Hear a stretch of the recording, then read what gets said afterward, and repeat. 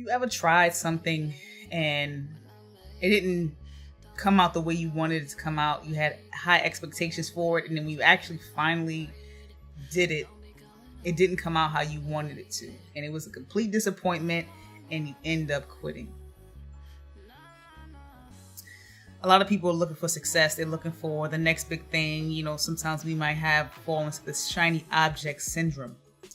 But throughout my journey, throughout my career path on entrepreneurship and just in life in general, I really found out what was the culprit of my demise. What was the culprit? What was the reason why I wasn't prospering? Why was I looking at everybody who was no more smarter than me, and some wasn't even smarter than me? I'm not saying it in a self-righteous way, but it's the truth. You know, a lot of times in today's time, mediocrity seemed like it reigned supreme. And it wasn't, and I found out something that was very interesting, because it wasn't based on talent. Because if it was talent, a lot of singers, a lot of rappers, a lot of preachers, a lot of people wouldn't be where they are today. So I realized that it wasn't the talent that did it for at least my personal demise. And I'm pretty sure some of you guys out there can relate. But because I had this 9-to-5 mentality, and when I say that is the mentality of, okay, I give you a certain amount of time, my time that I can't get back, I'm gonna give it to you, and after a certain time, after a few days, maybe a week, maybe 2 weeks, you now pay me for whatever I gave a week ago, a few days ago. And when I took the leap of faith and wanting to begin, I didn't jump all the way in just yet. I was still working my 9-to-5 job, but I took the leap of faith of something that I kept seeing on television. I went to different conferences, and I took the leap of faith to even start my entrepreneurship journey. I was starting a journey of faith. And it not only showed me how much money I could make, how much money I desire to make, and even beyond. Some people desire to make only $5,000 a month, and they go beyond that. So even exceeding my expectations, I really found out when I took this leap of faith, who and what was the culprit. The culprit was me. I was my own enemy. And for many of you guys, you know, you're your own enemy too, but I'm going to tell you why. And it's no fault of your own. Especially if you grew up in an average environment with average family members, in average schools, in average districts, in average churches. Being an entrepreneur is really almost like a faith journey. So you can't just do it one time and boom, it's going to work.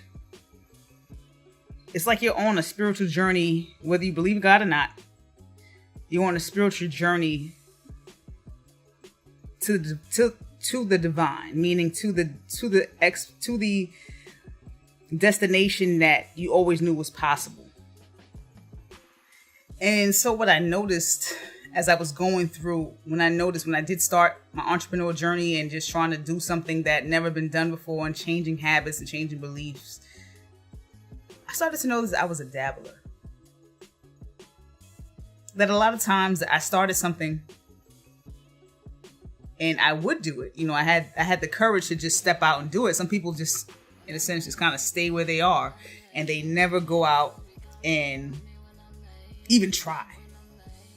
That wasn't me. I know I wasn't in that category. I was a person that actually went out and did. The problem with what I went out and did is that I dabbled. Did it for a month, maybe 2, maybe 3. The most probably, I don't even think I made it to 6. The most probably like 4, if that. And by that time, by that viewpoint, I was already looking for what else can I do that's easier than this, or what else can I do that was different, that's faster, because I don't have time. And that's really all you have is time, though you might be in a time where stuff don't feel good. And so I'm just wondering, are there anybody out there? Is there anybody out there? And I know I'm speaking to a camera, but I know there's people that's listening. who was a dabbler. And like I said, it's not your fault, because when I noticed the patterns I was having within myself and why stuff didn't work. Because you know what would happen? Somebody who was in the same course, bought the same course I bought, end up actually being what you call now a guru. Somebody who's making 5, 10 or more a month. And they started the same time as me. They had the same amount of resources, maybe even had less money than I had to put together to even purchase the course. But the difference was they kept going. They kept trying to figure it out. They kept trying to learn and see tweaks and tests and different things that I actually got exhausted with because I wanted something fast. Most 9-to-5ers can't afford to actually be without their 9-to-5 for even a month. I don't mean to bring up politics, but when Trump shut that government down for a little bit over a month, people were scrambling. I mean, you had air traffic control people wasn't even getting sleep. Their minimum supposed to be 8 hours of sleep, but they wasn't even getting sleep because they were worried about their pockets, which is natural, but they couldn't even survive off of not having the government open for, I don't know how long it was open. I mean, closed 40 days or so. So what I mean when I say this about not being your fault, I started looking at the patterns of the people who were around me and try to figure out, like, has anybody done anything consistently that grew into something beautiful? Most of my family don't even stay married long. I mean, if they did, it was when we were kids and then we actually grew up, stuff got real and they didn't stick it out. I don't really believe there's many people in my family that actually even did something worth doing consistently. I come from a Christian background, and not that played a role in my personal faith. It did, but it didn't, because I personally just always did what I wanted to do. But the thing is, even when I'm noticing even that area of faith,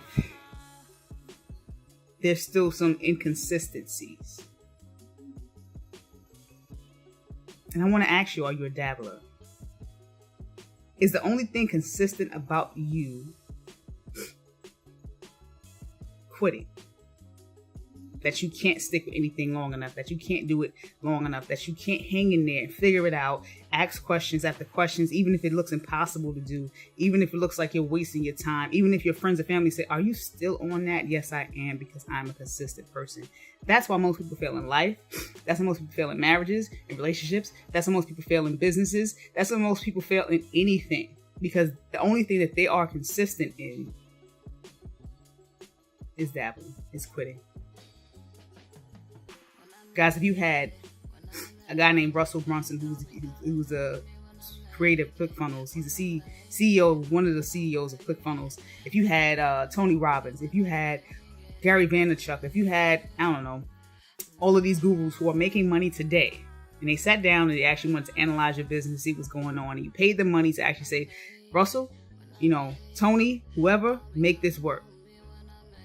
I guarantee that you might have got, in the next 24 hours, you might get sales, but you won't have the financial stability like they had, because the reality of all of this, it takes time. So when you actually step out on faith, you have to know that you have to step out on a commitment, even when it does work. And it's funny when I say, are you a dabbler? Because I really want to know, is the person who's trying to be an entrepreneur, the person who's trying to actually feed their family and just do something great in their lifetime, do you have the faith to wait? That's one of the things I actually, always ask myself when I do something now, because now I know what the culprit is. And I want to know if anybody out there has the faith to wait. It's funny because I always refer to the Bible, because the Bible does have things that we can actually, Scripture has things that we can actually live by today. And it applies to us today, whether you think it's outdated or not. When he talks about faith, it talks about the substance of things hoped for and the evidence of things not seen. So when he talks about the stuff that's hoped for, that means it's not here yet. And it's the evidence of things not seen. That means it's a tangible thing that's just not seen yet.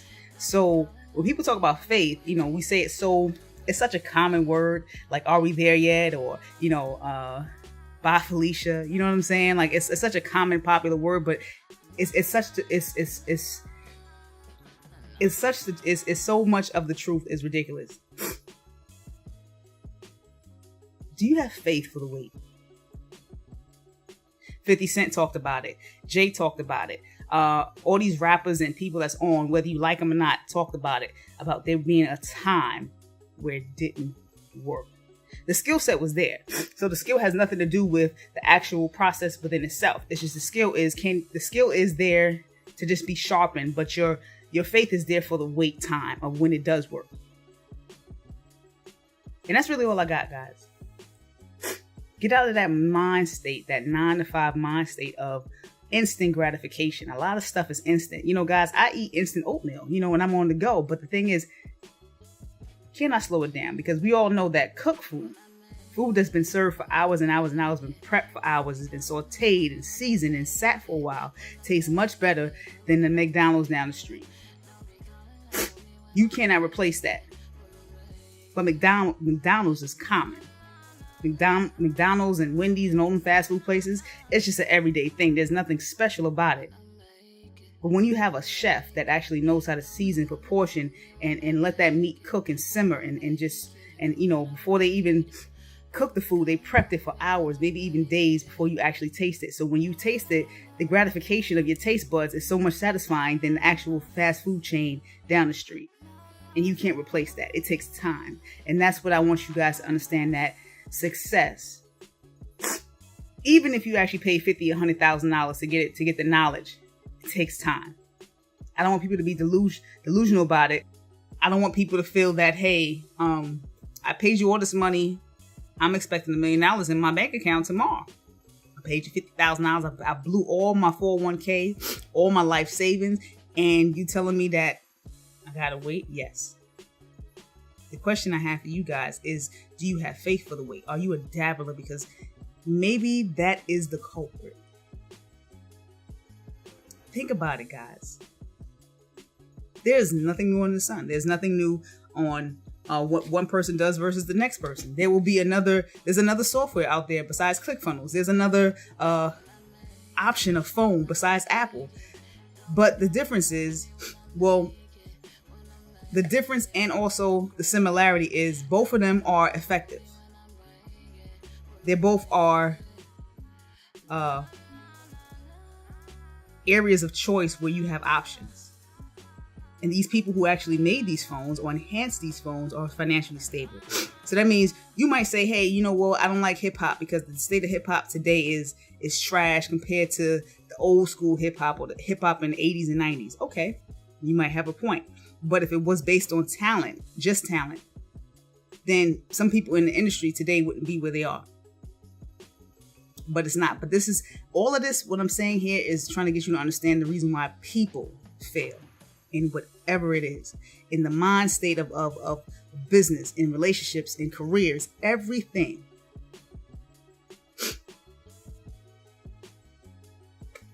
And that's all I got, guys. That's all I want to share with somebody who's listening. I don't know who's the one that's actually going to pick it up and be like, you know what?